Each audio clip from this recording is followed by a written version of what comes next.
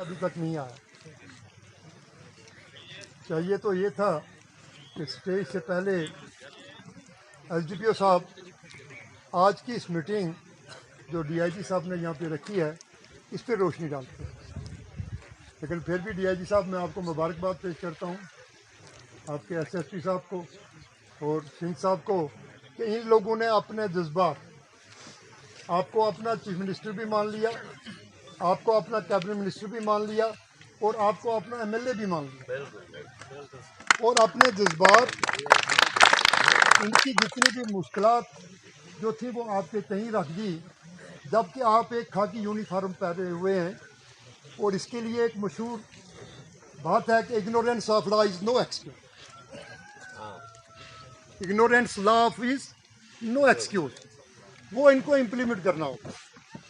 लेकिन ये मैं समझूंगा डीआईजी साहब के आपका कद इतना बड़ा है, हमारे एसएसपी साहब का कद इतना बड़ा है कि इन लोगों ने अपनी तमाम वो परेशानियां, तमाम वो मुश्किलात जो इनके ज़िंदगी के साथ या इनके इलाके के साथ जुड़ी हुई हैं आपके गोश गुजार की हैं, जबकि इस वक्त सिविल हुकूमत जो है वो जम्मू कश्मीर के अंदर कॉन्स्टिट्यूटेड।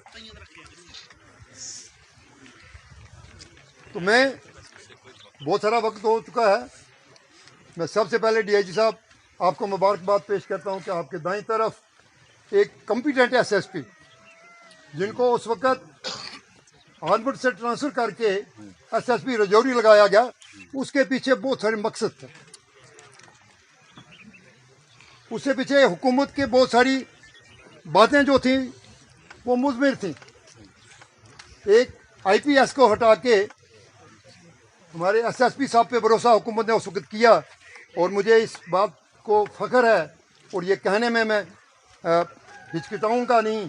इन्होंने वाकया वो रोल अदा डिस्ट्रिक्ट रजौरी के अंदर करके दिखाया जो एक एसएसपी को करना चाहिए। उसके लिए डीआईजी साहब आप काबिल मुबारक। मेरे बहुत सारे मुकर्रीन ने यहाँ पे बात की है। डीआईजी साहब आपकी आंखों के सामने बाहर एक मकान नज़र आ रहा है, इस मकान के पीछे आईएएस और केएस लोग हैं जो इस वक्त रामबन के अंदर डीसी, इस पहाड़ के अंदर एक डीसी रामबन है। हाल ही में हमारे थन्ना मंडी से एक केएस करके गनई फैमिली से हमारा एक बेटा, एक नौजवान यहाँ से निकला। ये बात मुझे इसलिए कहने पड़ी कि शाह साहब ने थोड़ा सा एक पॉलिटिकली लैंग्वेज यहाँ पे इस्तेमाल की है, इसलिए मुझे ज़रूरी ये वजाहत करनी पड़ी कि भाई बम्बई में जो हमारे नौजवान लोग हैं, इसमें शक नहीं है, अपने रोज़गार के लिए हैं वहाँ पर। और ये मैं यकीन के साथ कह सकता हूँ, हमारे पास रजिस्टर मेंटेन होता है। बम्बई की पुलिस ने एक बार मुझे फ़ोन किया, मैंने क्या, मेरे ख्याल में सरपंच साहब से मैंने गुजारिश भी की थी, बताया भी था इनको, वहाँ पे हमारे अहमदाबाद के ही लड़के अरेस्ट हुए। उन्होंने जब मेरा नंबर दिया तो हमने तस्दीक दी उनको कि ये हमारे कार्यकर्ता है। उन्होंने बड़ी इज्जत की, उनको चाय पिलाई और फिर छोड़ दी दिया। ये कहना कि भाई पिछले 10 सालों से बेरोज़गारी है, इसमें शक नहीं है, लेकिन कुछ शिक्के हैं। अगर हमारे बच्चे केएस कर सकते हैं, आईएएस कर सकते हैं, एडब्ल्यू का एग्ज़ाम पास कर सकते हैं, वो तो हमारे ही बच्चे हैं ना। उसमें लिए यहाँ पे हमें अपने बच्चों को एजुकेशन की तरफ ले जाना।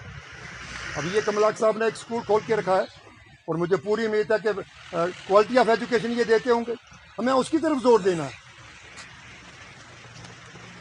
अभी एक मेरे नौजवान ने यहाँ डीआईजी साहब को एक कोई क्लिप दिखाई यहाँ पे कि जी ये कुछ जानवर आके हमारे इस इलाके की बर्बादी कर रहे हैं। यही बताया ना आप लोगों ने, आप सब लोगों ने तस्दीक की। इसी तरह कुछ जानवर आके हमारे इस इलाके के इंसानों को बर्बाद कर रहे हैं, हमारी इस धरती को बर्बाद कर रहे हैं। इसको डिनाई नहीं किया जा सकता है। हमसे ज़्यादा बेहतर डीआईजी साहब जानते हैं, एसएसपी साहब जानते हैं और एसएचओ। मेरे ही घर के 150 मीटर दूर पे एसएचओ हिलाल अजहर के कान के साथ से गोली जाती है। वो गोली किसने मारी, वो फायर कहाँ से आया?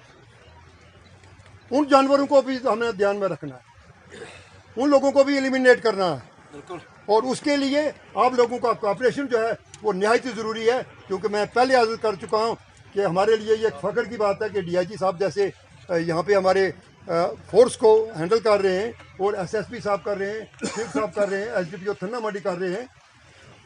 तो मैंने पहले जैसे कहा है, एक मकोला है उर्दू का, तो घोड़ा अगर घास से दोस्ती करेगा तो खाएगा क्या।